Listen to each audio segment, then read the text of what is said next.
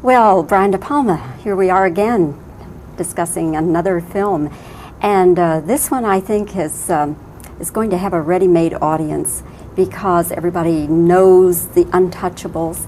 And the only thing is that they may go into it with some sort of preconceived notions. So what is it that you ideally would like for people to be thinking about when they go in to see your Untouchables? Well, strangely enough, we did a little research in this area that seems that the major movie-going audience, the thing they know most about is Al Capone.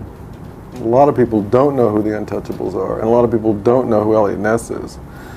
From our era, of course, we know who these people are because we saw them on television. But, kids from, 12 to 18, this is like, they don't know who the Untouchables are, but they do know who Al Capone is.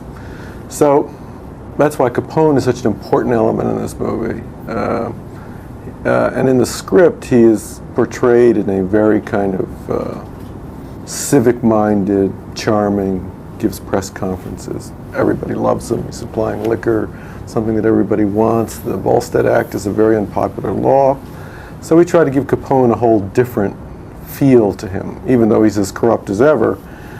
In the public persona, he's a charmer. Historically, how much of the story is true? It's fairly true in the sense that the Untouchables were the group of Treasury men that got the tax evidence against Capone that in fact indicted to him. There were in fact people killed during that process. But there's so much sort of epic mythology involved here. It sort of moves into the area of Billy the Kid and Wyatt Earp. Capone was sentenced to 11 years. What happened to him after that? Did he die in prison or what? No, he was released, I think after he served 8, and he died in 1948 of syphilis. And he and Ness never crossed paths anymore? No. Okay. One of the scenes that I absolutely love and adore in this movie is the baby carriage scene. And of course, those of us who know the battleship Potemkin, there's a parallel there. Now, was this scene written in the script that David Mamet did, or was it something you said, I've always wanted to have that kind of a scene? No, it was not written in the script. There were other shootouts that I did storyboarded and worked out, but because of budget reasons and time reasons, we weren't able to do them. There was a train chase, and it's a shootout at a racetrack, and I got this idea of having this shootout on the staircase, and then the idea of the baby carriage came to me because the scene originally was after the scene where Elliot visits his wife at the hospital. And then, of course, remembering Potemkin, the idea of a baby carriage in the midst of all this gangster shootout is like a very strong visual idea. Plus, the movie's about innocent people being involved in the interactions of these mobsters. Kevin Costner told me that he, at first, wasn't going to be able to do the movie, that he said no twice. So who were some of the other people you were looking at for Elliot Ness in the event that he would not have been able to do it? Well, they're sort of obvious people that you probably would think about as quickly as I would. Harrison Ford, Mel Gibson. You want someone to sort of embody Americana, honesty, truth, sort of your Gary Cooper or Gregory Peck of today.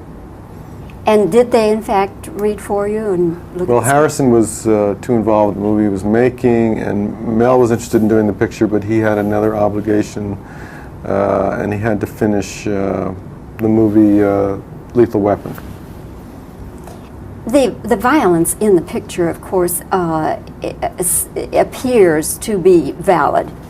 But in actual fact, historically, was it that violent an era? A lot worse. Well, this is the year of the St. Valentine's Massacre.